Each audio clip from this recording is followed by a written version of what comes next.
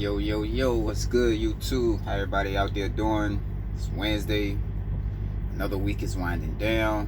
Hope everybody's having a good one. My week has went from good to frustrating to good to potentially being great.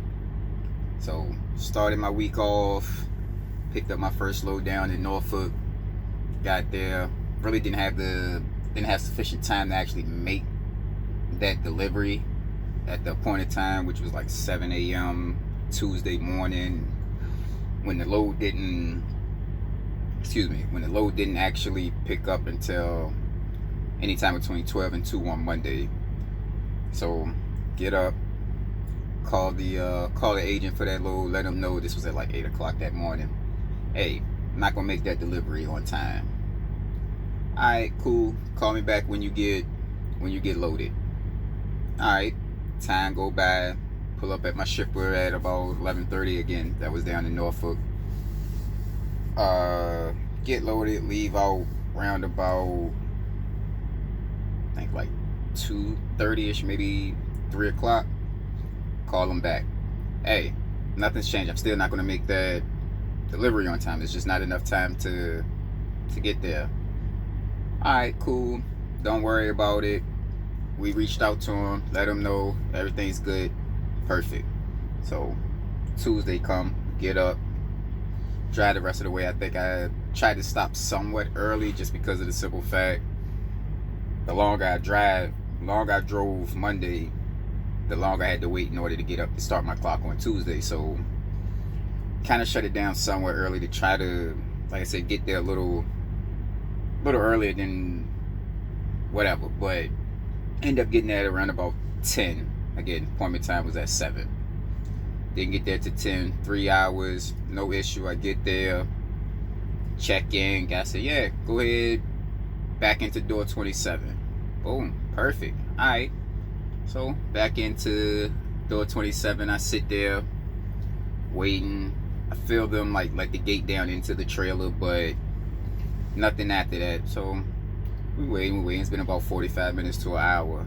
Now I'm thinking to myself, like, alright, look, bro, I know I was like 3 hours late, but you ain't gotta make me pay for that by just holding on to the load, taking your time to unload it. So get out the truck, walk back in, go in. I was like, yeah, so about how long it'll be before we get to start unloading door 27. He said, yeah, we not. What do you mean you're not gonna load me? Like, what's going on? Like, that's not our product.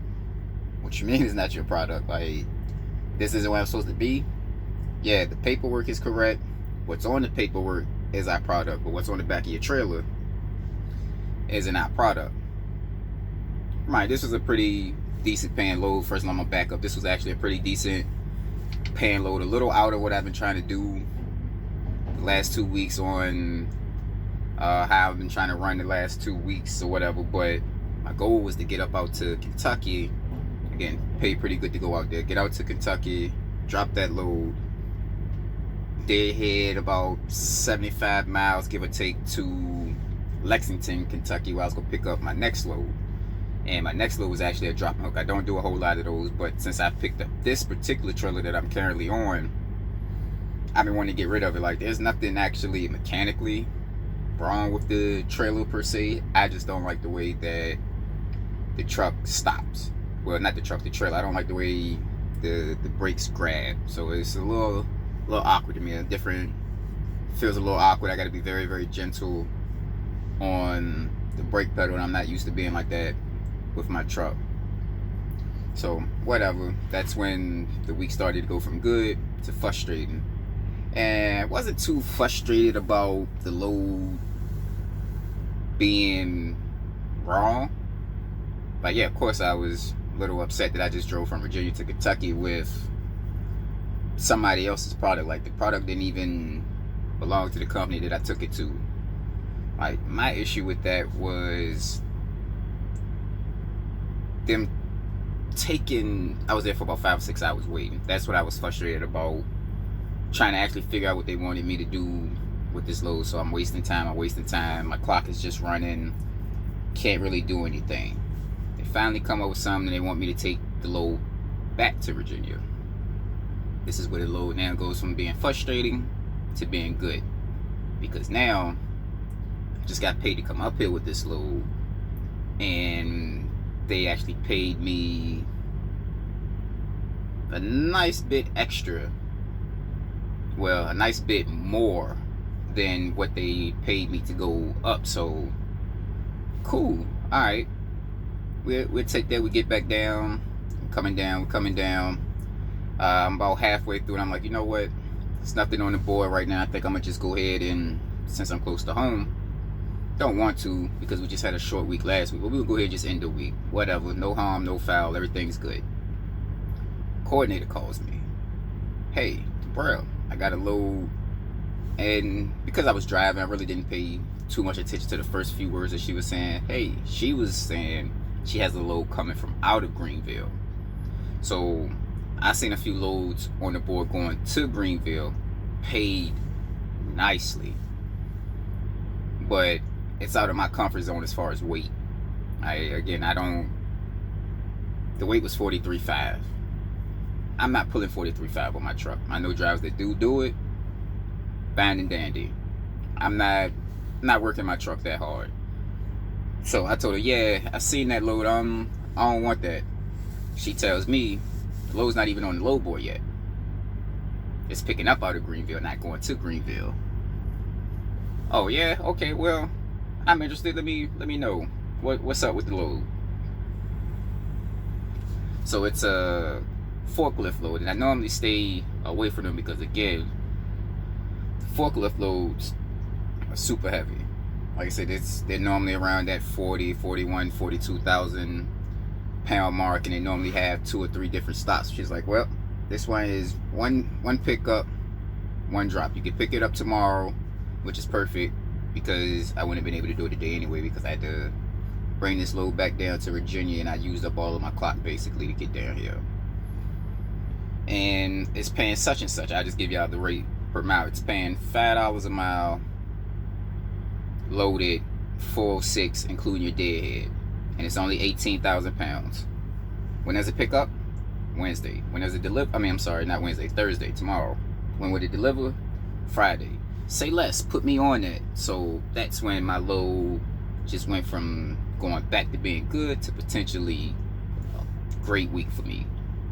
And still not really doing any work at all. So that's always a bonus when you can end up with a great week and not have to work that hard to do it. The reason I say it's going to potentially be a great week is because the load doesn't actually deliver until Friday. So depending on what time they send that to the account really depends on when I get paid for that load. But that's neither here nor there.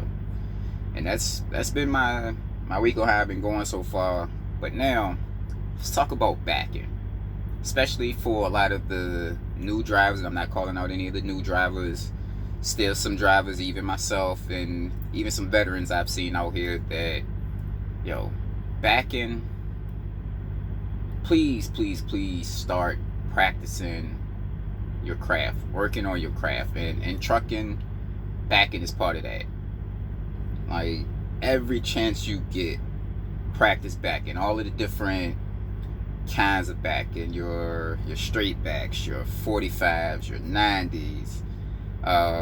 Sometimes you end up having to be on like a slanted back. In certain places you have to go to and you got a blind side. Like, please back. Please practice your backing.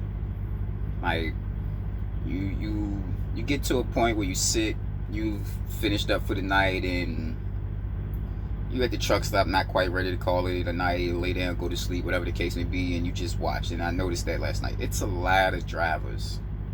Again, I don't know them personally, so I don't know if they're new, 1-2 years in, 10-15 years in, took some time off, came back, whatever the case may be. But it's a lot of drivers out here that cannot back.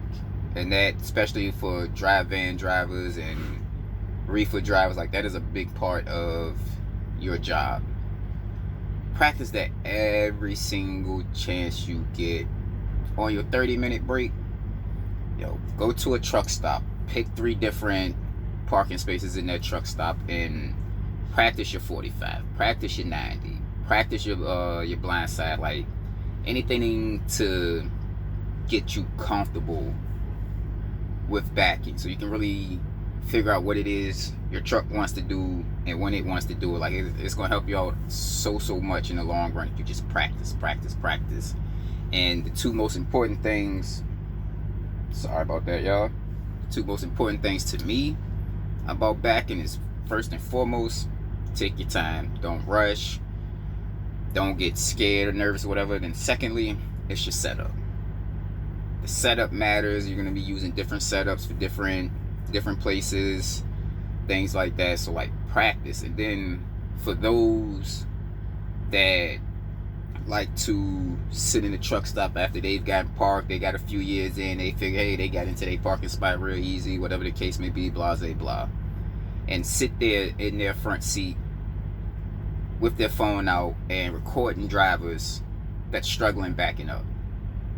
Like, why are you just sitting there recording? You see the man or lady struggling with backing, and you're recording because you trying to put somebody on Bonehead Truckers, or you trying to put somebody out there on social media, like, oh, look at this driver, he did this. Like, yo, get out and help. It hurts nothing to take 3, 4, 5 minutes to help another driver back in. Now, on the flip side of that, these drivers that's out here that's struggling with their backing up and backing in and all of that good stuff, like, another driver's coming to come help you, even if you don't want his help. Obviously, he came to come help you because you were struggling, so you do need it. But even if you don't want it, don't